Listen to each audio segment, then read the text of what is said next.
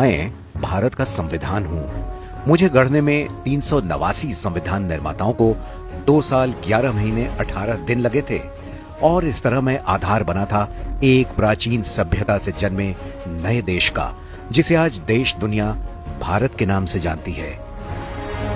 आजादी के 75 वर्षों बाद खोलते हैं उस बीते दौर के कुछ सुनहरे पन्ने और पहले मिलते हैं सर बेनेगल नरसिम्हा राव से।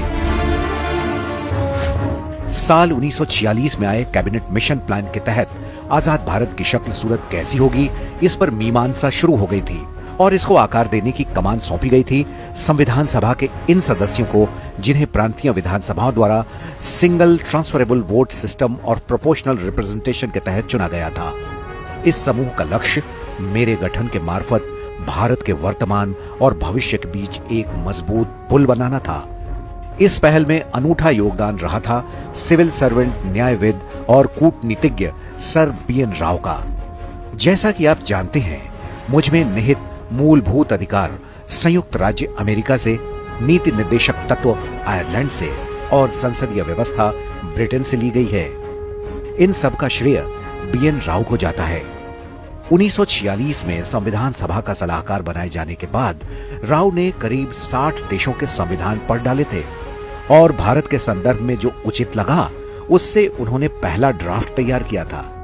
इस ड्राफ्ट में करीब 10 देशों के संविधान के संक्षिप्त अंश थे, जिसे इन्होंने संविधान सभा के सभी सदस्यों को भेजा था। ड्राफ्टिंग कमेटी के अध्यक्ष डॉक्टर BR अम्बेडकर ने मेरी बुनावट में BN राव के योगदान को कुछ इस तरह महिमामंडित किया था।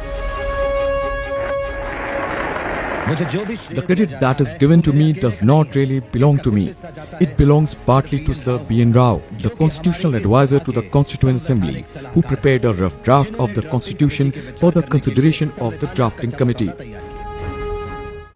ये थे मेरे सबसे पहले शिल्पकार BN राव, जिन्होंने मेरा शुरुआती खाका संविधान सभा के समक्ष प्रस्तुत किया।